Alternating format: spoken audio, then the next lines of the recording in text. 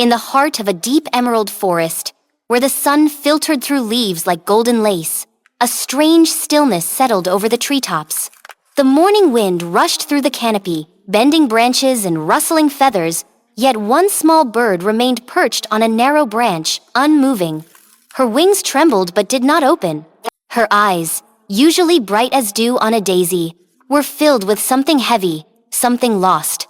The other birds soared above her, slicing through the sky in joyful loops, their feathers flashing in the sunlight. They dipped and danced on the wind, like leaves in a breeze. But she, the little blue bird named Luma, only clung to the branch, her tiny claws tight, her chest rising and falling too fast. A squirrel leapt from one tree to another, pausing beside her branch to nibble on a nut. He tilted his head, as if wondering why she didn't follow the others, but Luma couldn't explain. She only closed her eyes, trying to remember what it felt like, the thrill of rising, the rush of wind, the freedom of the sky. But her wings stayed folded, her body remembered fear instead. Below, the forest stirred with life. Deer moved quietly through ferny shadows, bees danced among blossoms, and somewhere far off, the sound of a bubbling stream laughed its way over smooth stones. But high in the treetops, Luma stayed still, her heart too full of something she couldn't name. The sky called to her, wide and blue, but something inside her whispered louder, "Don't fall!" And so she stayed. Not one bird noticed the quiet one who no longer flew. Not yet. Days passed. Then weeks. The trees grew heavier with fruit, and the sun warmed the earth with longer golden fingers. Luma watched from her branch as the other birds played games in the sky. They raced the clouds and chirped with delight as they soared higher and higher, their laughter carried on the wind. Luma only blinked, her wings folded tight against her sides, as though even the thought of lifting them was too heavy. She had not always been this way. Once, she had been the fastest flyer in the skyroot grove. She had raced falcons and glided above storms. Her feathers had shimmered like sapphires when she flew through sunlight, and her songs could make the flowers bloom early. But all of that had changed on the day of the storm. That day had started like any other, warm and full of light. Luma had taken to the skies early, eager to chase the dawn. But the wind had shifted suddenly, turning sharp and wild. Dark clouds gathered faster than any bird could warn. Luma had flown higher, trying to rise above the storm. Then came the thunder, a crack like the sky splitting open. Lightning, wind, a sudden drop. Her wings failed her. She remembered spinning, falling, trees rushing up at her, the snap of branches, then darkness. She had been lucky. The squirrels had found her in the ferns, her wing bruised, her breath shallow. They had cared for her in their hollow tree until her bones healed. But something else had broken that day, something deep inside her, something no one could see. Now, even though her wing had grown strong again, she could not bring herself to lift off. She remembered the fall too clearly. Her body stiffened with fear every time she thought of it. The sky, once her friend, had turned into a great, terrifying ocean. Still, the world moved on. Leaves turned amber at the edges. The birds began to whisper of the great migration, the journey beyond the mountains, to the valley of endless Sunday. Every year, all the birds of Skyroot flew together to that faraway place, where berries never froze, and the wind carried music even at night. Luma listened quietly as her friends planned their route, polished their feathers, and chirped excitedly about what they'd pack for the journey. They didn't ask if she would come. Not anymore. She tried to be useful in other ways. She gathered twigs for nests, helped young birds learn their songs, and even warned the owls when a fox prowled below. But every time her wings so much as fluttered, a tightness gripped her chest. One afternoon, as the birds practiced their flight formations in wide circles above the treetops, a young swallow named Kip landed beside her. He was small, clumsy, and still learning how to turn without tumbling sideways. He had noticed her watching, always watching. Without words, he nudged a shiny pebble toward her. It was shaped like a heart and caught the sunlight just right. Then he flapped his wings and leapt into the air only to wobble badly, dip too low, and crash into a clump of moss. Luma stared down, expecting him to cry. But Kip popped up, covered in dirt and giggling. He scrambled back up the tree and tried again, and again, and again. Each time he failed, he laughed a little harder, determined to try once more. Luma's feathers ruffled with something unfamiliar. Was it a smile? She wasn't sure. That night, she dreamed of flying, not falling, but flying, the kind of dream that felt like floating on music. She woke with her heart beating fast and her wings tingling. For a moment, she almost forgot why she had stopped. The next morning, the sky was full of color. The birds were gathering, ready for the journey. They chirped goodbyes and flapped in formation.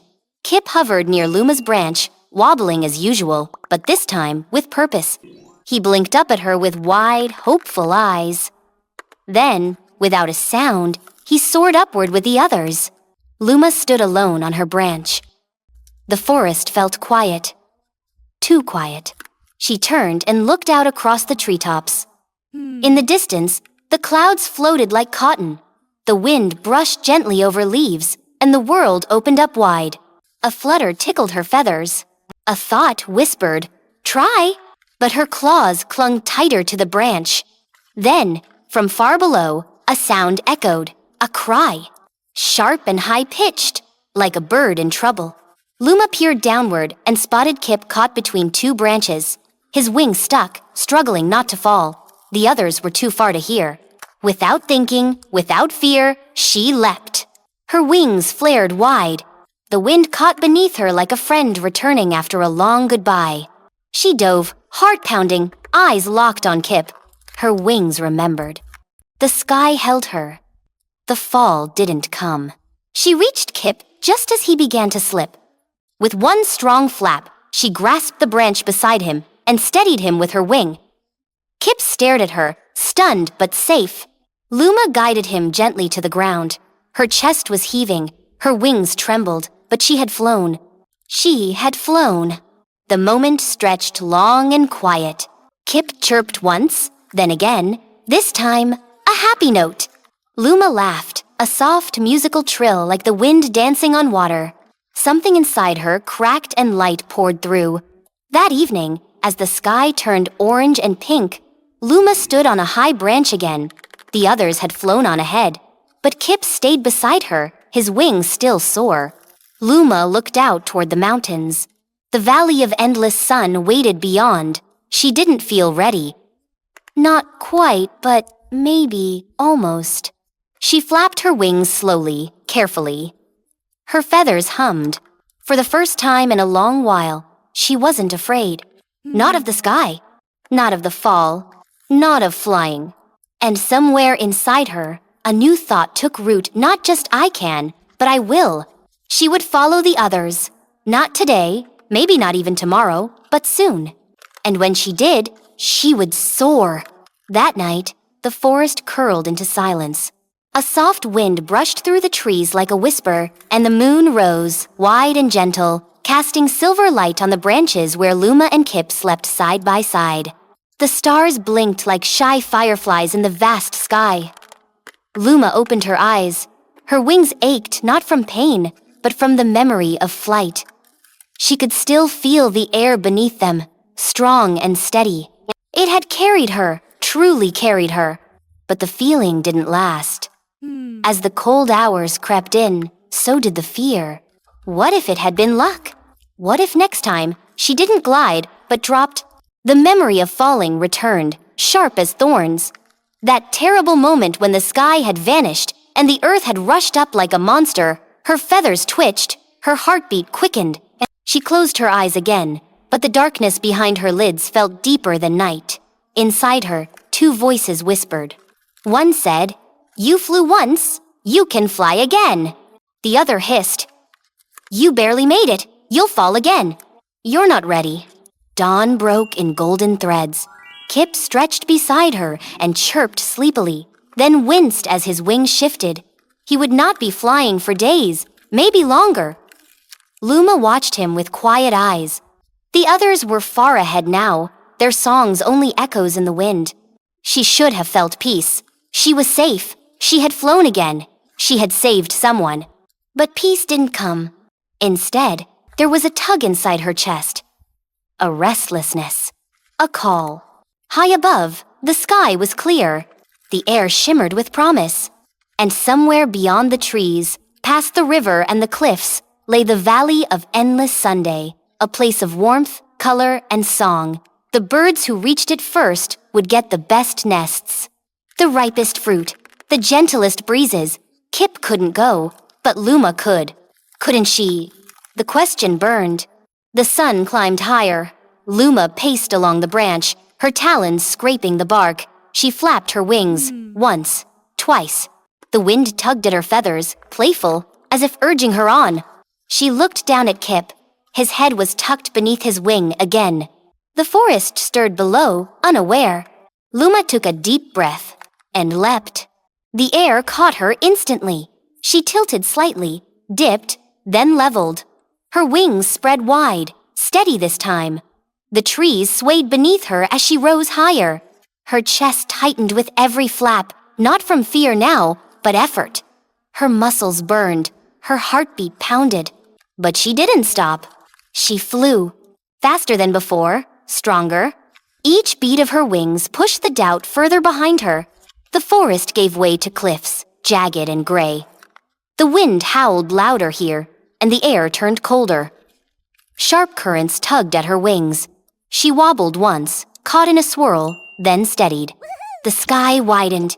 She could see the ribbon of the river far below, and a line of distant mountains, hazy in morning light. Somewhere beyond those peaks was the valley, and just above the nearest ridge she saw them. The flock. Dots at first, then shapes.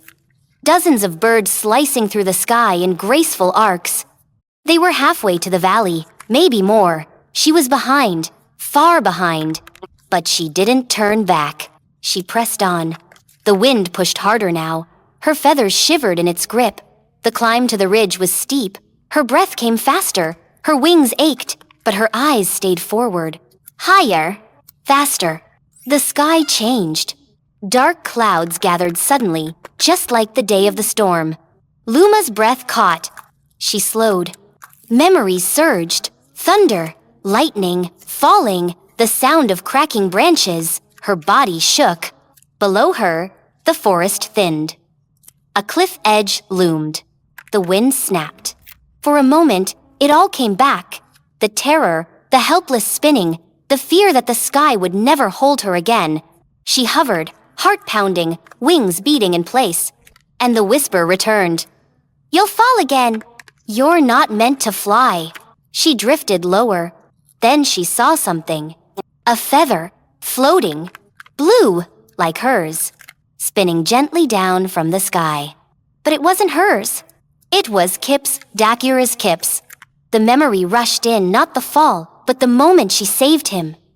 The strength in her wings, the steadiness of the air, the warmth in his eyes, the laughter when he stood again, dirty but alive. "You flew. You can fly." She took a breath and surged forward, into the wind, through the storm, past the fear. Raindrops stung her face. The air screamed in her ears. Lightning flashed, not near, but enough to light the sky. She didn't stop. Her wings moved like they remembered. Her eyes focused. Her fear shrank. She broke through the clouds and rose. The ridge came into view again, the last mountain before the valley. She flapped harder. One final push. The sky opened. And then, like a curtain being pulled back, the Valley of Endless Sun unfolded beneath her. It was real. A place of golden fields and crystal ponds, trees heavy with berries, flowers as big as nests, warm breezes that carried songs from the cliffs. The flock had already arrived. They circled the valley in slow spirals, calling to one another with joy. Luma hovered at the edge, breathless. She had made it. She had flown. Not just once, not just for Kip, but for herself. And deep within her, something shifted. The fear was still there, a small echo, but it no longer ruled her. The sky belonged to her again. She glided into the valley, slow and steady. No race, no panic, just peace. Birds called out as she passed. Some remembered her. Some were surprised. Others nodded. with quiet respect. But Luma didn't need cheers. She had found her sky, and she was never going to let it go. Luma drifted gently above the valley, her wings at last steady. Below her lay the valley of endless sun, glowing with golden light, as if the world itself had tipped into warmth. Flowers of every color leaned toward the breeze, and ponds sparkled like mirrors under the sun. Trees heavy with ripest fruit bowed under the weight, and soft melodies rose from hidden streams.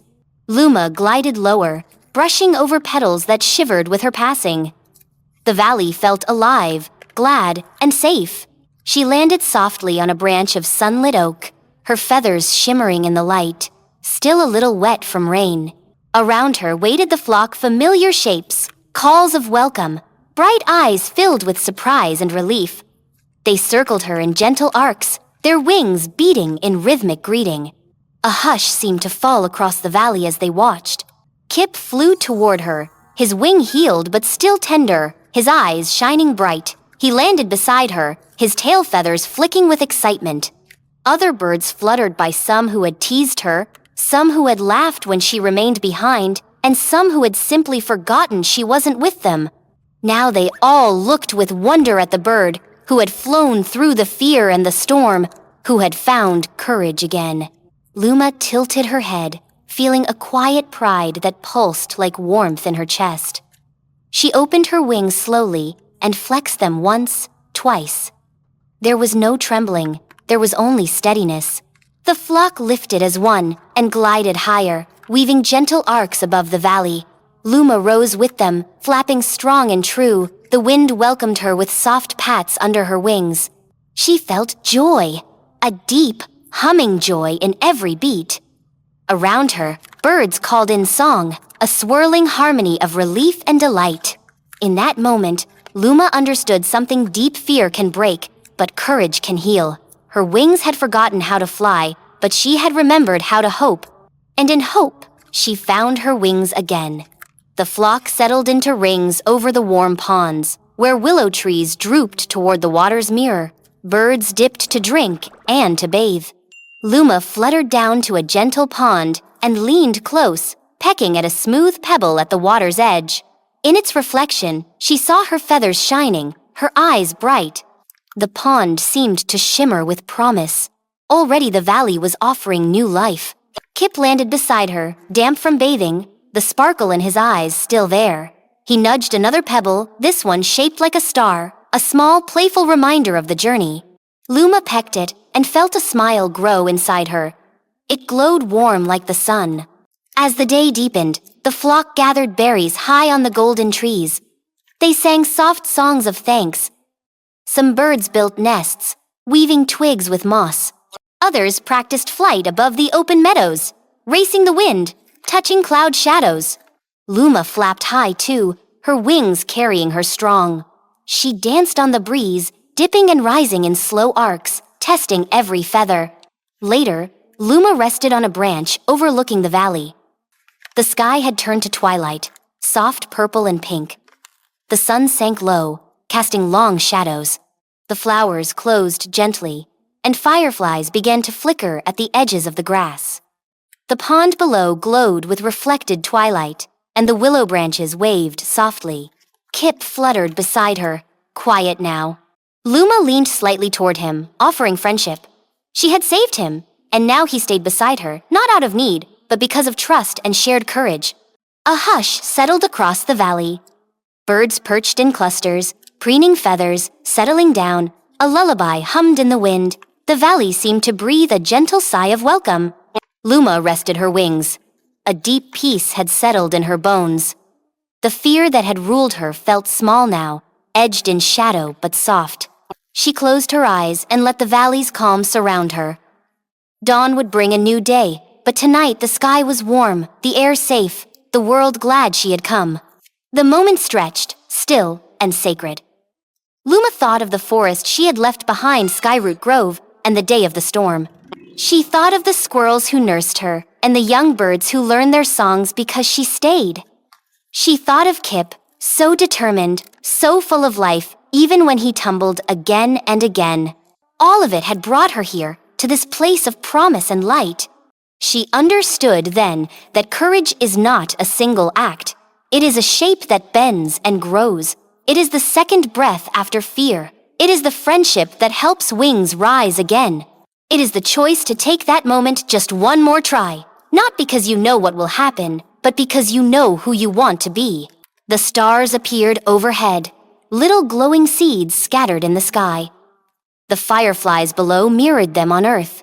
Luma gazed upward, her heart full. She felt small and yet strong, part of something big and gentle.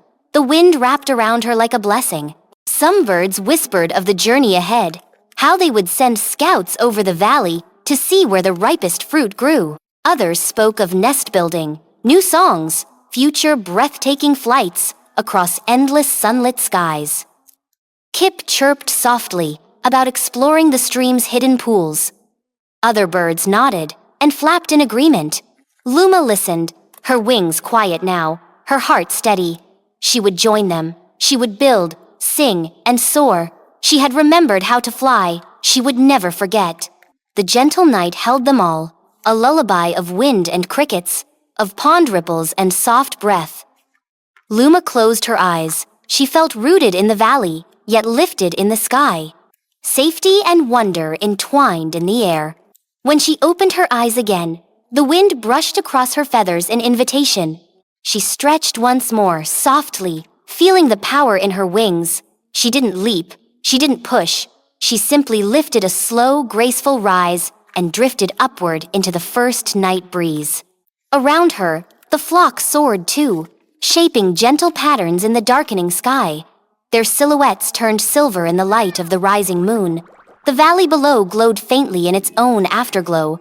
Flowers drooped, pond shimmered, fireflies danced. Together they flew a quiet circle, a hymn of gratitude, healing, and belonging. Luma's flight was steady, peaceful, full of wonder. The hush in her chest had turned to gentle music. They descended again, landing softly on the oaks and willows near the pond. The birds nestled for sleep, tucking their wings and closing their eyes. Luma perched with Kip once more, head resting near his. The valley exhaled night.